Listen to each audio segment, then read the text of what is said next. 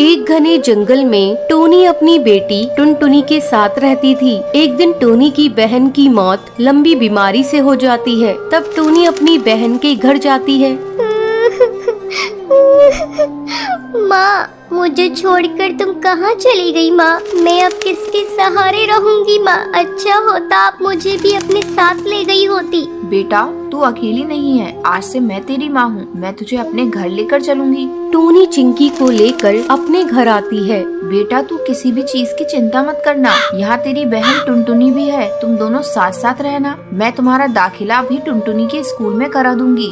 हाँ चिंकी, तुम चिंता मत करना। मैं टुनटुनी तुम्हारी बहन हूँ। आज से मैं भी तुम्हारा ध्यान रखूंगी।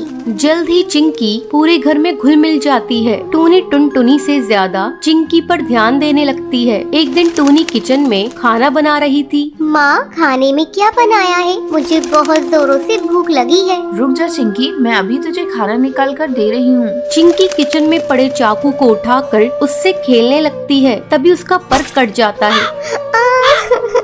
माँ, मेरा पर कट गया। चिंकी, तू भी ना बेटा चाकू लेकर क्यों खेल रही थी? रुक, मैं अभी तेरी मरहम पट्टी कर देती हूँ। थोड़ी देर बाद ये ले चिंकी, मैं तुझे अपने हाथों से खाना खिला देती हूँ। टोनी चिंकी को अपने हाथों से खाना खिलाने लगती है। तभी टुनटुनी वहाँ आती है। माँ, मुझे भी आपके हाथों से खाना खाना है। टुनटुनी, बच्ची नहीं है तू, अपने हाथ से भी खा सकती है। माँ, जब से चिंकी आई है तुमने मुझसे प्यार करना छोड़ दिया है। जाओ, मैं नहीं खाती, मुझे नहीं खाना। टुनटुनी, ये तू कैसी बातें कर रही है? चिंकी भी तो तेरी ही बहन है। तू देख नहीं रही इसकी चोट लग गई है। माँ, मुझे फालतू की बातें नहीं सुननी। मैं अपने कमरे में जा रही हूँ। गुस्से में टुनटुनी अपने कमरे में चली आती है और सोचने लगती है, जब से ये चिंकी की बच्ची इस घर में आई है, माँ उसी को प्यार कर रही है। आज चिंकी की वजह से मुझे डांट खानी पड़ी है। मैं इसे नहीं छोड़ूंगी, इसे सबक सिखाकर ही रहूंगी। अगले दिन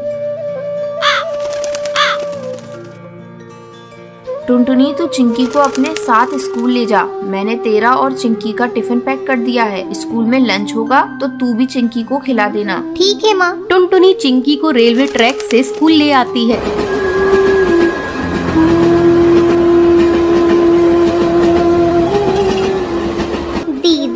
मुझे कहाँ से स्कूल ले जा रही हो? मुझे डर लग रहा है। चिंकी तो बेकार में डर रही है। मैं तो रोज इसी रास्ते से स्कूल जाती हूँ। तू मेरे पीछे पीछे आ। अचानक टुनटुनी का पैर पटरी में फंस जाता है। दीदी, क्या हुआ? चिंकी, मेरा पैर पटरी में फंस गया है और निकल नहीं रहा है। तभी ट्रेन की आवाज आती है। दीदी, लग रहा है ट्रेन आ रही है, जल्दी करो। चिंकी, मेरा पैर नहीं निकल रहा है। ऐसा लगता है जैसे मैं अब नहीं बचूंगी। मैं तुमसे बदला लेना चाहती थी, लेकिन देखो ना, मैं ही इसमें फंस गई। किसी तरह चिंकी टुनटुनी का पैर पटरी से निकालती है। चिंकी, मेरी बहन, अगर आज तू नहीं होती तो मैं इस दुनिया में नहीं रहती। उस दिन के बाद से टुनटुनी को एहसास हो जाता है और वो अपनी बहन चिंकी चिड़िया के साथ खुशी खुशी रहने लगती है।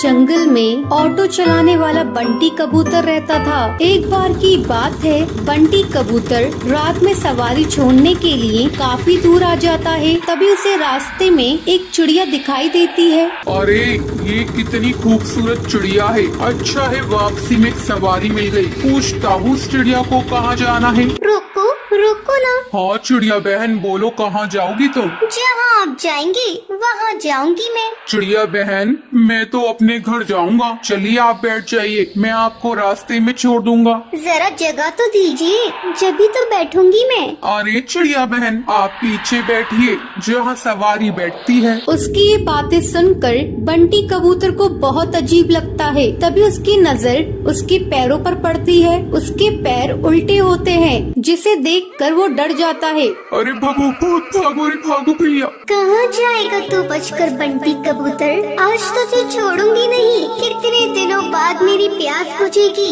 इस रास्ते पर कोई आता भी नहीं था, अब तू आया है मेरा शिकार।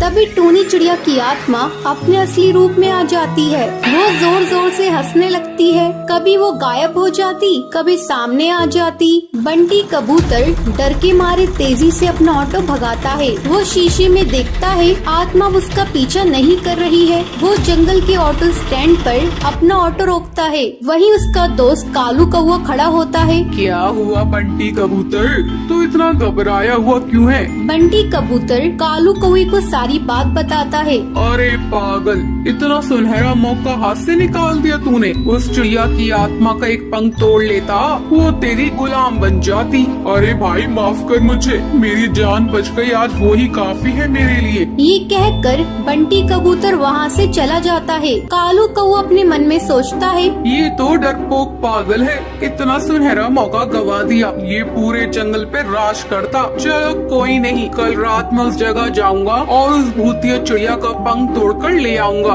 अगले दिन कालू कौवा अपना ऑटो लेकर उसी जंगल के रास्ते पर जाता है। वहाँ पर एक चिड़िया खड़ी होती है। रोको रोको ना, ऑटो रोको, मुझे जाना है। अरे भाई, लगता है ये वही चिड़िया की आत्मा है, इसका पंख तोड़ लूंगा। ये कहकर कालू कौवा अपना ऑटो उसके सामने रोकता है और उसके पंख तोड़ने लगता है। अरे बेवकूफ कौवे बदमाश, तेरी हिम्मत कैसे हुई? तूने मेरे पंख तोड़ने की कोशिश की। रुक, तुझे अभी बताती हूँ। टुनटुनी चिड़िया पास में पड़े डंडे से उसे बहुत मारती है। अरे बहन, मुझे माफ कर दो, मुझे लगा तुम एक चिड़िया की आत्मा हो। अरे बदतमीज, तुझे मैं कहाँ से आत्मा नजर आ रही हूँ? चल भाग यहाँ से। टुनटुनी ये कहकर वहाँ से चली जाती है, पर टूनी चिड़िया की आत्मा पेड़ के पीछे खड़े होकर ये सब देख रही होती है। अगले दिन कालू कौवा फिर से अपना ऑटो लेकर वहाँ पर आता है। भाई आज तो पहले उसके पैर देखूंगा, तभी उसके पंख तोड़ूंगा, वरना कल की तरह पिटाई हो जाएगी मेरी। अब फिर से वहाँ पर एक चिड़िया खड़ी होती है। रोको रोको ना ऑटो, मुझे जाना है। कालू कौवा उसके पैर देखता है, उसके पैर उल्टे होते हैं। जैसे ही कालू कौवा उसके पंख तोड़ने वाला होता है, तभी टूनी चिड़िया की आत्मा अपने असली रूप में आ जाती है। डरावनी आवाज़ सुनाई देती है। कालू कौवे, आ मेरे पंख तोड़ेगा? ये ले तोड़ के दिखा।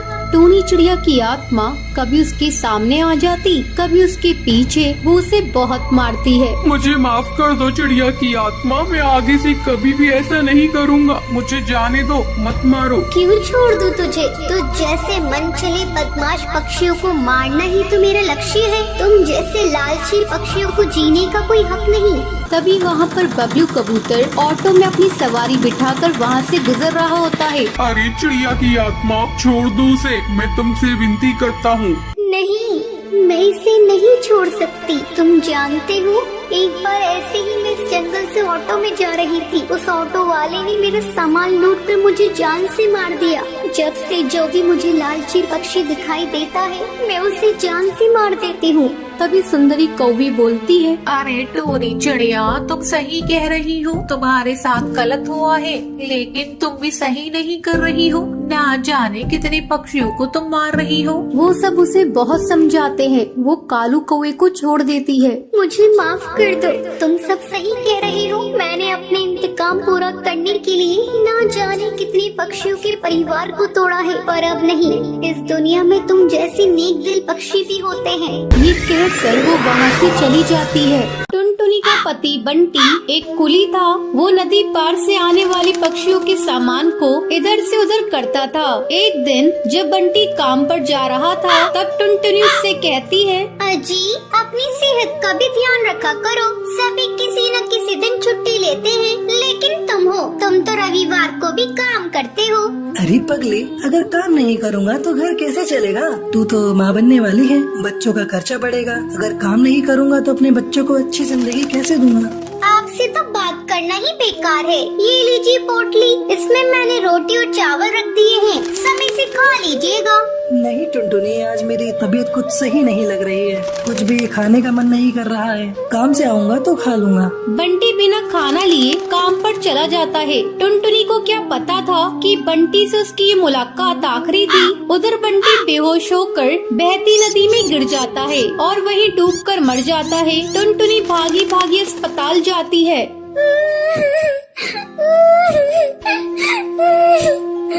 बंटी, ये क्या हो गया? सब कुछ एक पल में खत्म हो गया।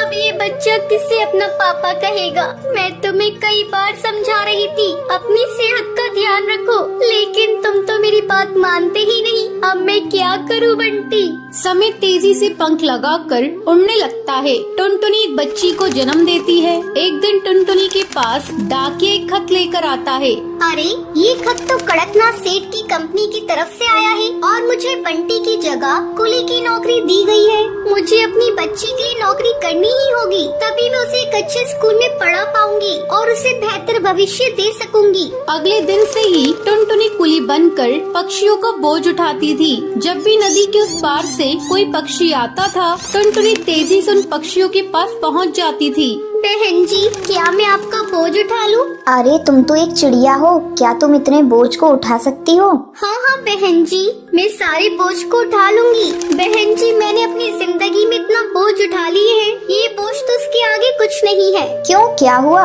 और तुम ये तुम्हारी बेटी को साथ में लेकर क्यों घूम रही हो? तुम्हारे पति कहाँ हैं? वो नहीं कमाते हैं क्या? क्या करिएगा बहन जी, मेरी दुख भरी कहानी सुनकर रोज इस नदी किनारे पे कई पक्षी आते हैं और मेरी दुख भरी कहानी सुनते हैं, लेकिन कोई मेरी मदद नहीं करता। अरे तुम मुझे तो बताओ, मैं तुम्हारी जरूर मदद करूंगी। क्या बताऊं बहन जी, मेरे पति की मौत इसी नदी में डूबकर हो गई थी। उसके बाद से मैं यहाँ कुली की नौकरी कर रही हूँ। देखो टुनटुनी, जब तुम्हारी बेटी थोड़ी बड़ी हो जाएगी तो उसको मेरे स्कूल में डाल देना। मैं उसे पढ़ा लिखा कर एक अफसर बनाऊंगी। मैं तुम्हें अपना पता दे देती हूँ। वो बुलबुल चिड़िया टुनटुनी को अपना पता दे देती है। इसी तरह कई साल गुजर जाते हैं। एक दिन जब टुनटुनी अपना घर साफ कर रही थी, तभी उसे उस बुलबुल का दिया हुआ पता मिलता है। अरे ये पता तो वही है जो मैडम जी ने मुझे नदी किनारे पर दिया था। मैं तो बिल्कुल भूल ही गई थी। अब मैं अपनी बेटी को लेकर मैडम जी के स्कूल में जाऊंगी और उसे वहाँ पढ़ाऊंगी। टुनटुनी अपनी बेटी को लेकर उस पते पर पहुँचती है। आओ आओ टुनटुनी, बहुत दिन हो गए तुमसे मिले। मैडम जी, ये देखिए, मैं अपनी बेटी को अपने साथ लेकर आई हूँ। मैं चाहती हुई पढ़ लिख कर एक अफसर बन जाए, इससे मेरी तरह जीवन में संघर्ष न करना पड़े। हाँ हाँ टुनटुनी, तुम निश्चिंत रहो, मैं तुम्हारी बेटी को अच्छी तालीम दूंगी। तुम्हें एक दिन इस पर गर्व होगा। टुनटुनी अपनी बेटी का एडमिशन उस मैडम जी के स्कूल में कराकर निश्चिंत हो जाती है। उसे इस बात की खुशी थी, उसकी बेटी को उसकी तरह जीवन में संघर्ष नहीं करना पड़ेगा। तो ये थी आज की कहानी। क्या आपको पता है कालू कौवा बंटी कबूतर से चिड़िया की आत्मा का क्या तोड़ने के लिए कहता है? अगर आपको पता है तो आप हमें कमेंट करके जरूर बताएं। अगर आपको ये वीडियो पसंद आई हो तो इसे लाइक और ऐसी कहानियाँ देखने के लिए मेरे चैनल को सब्सक्राइब करना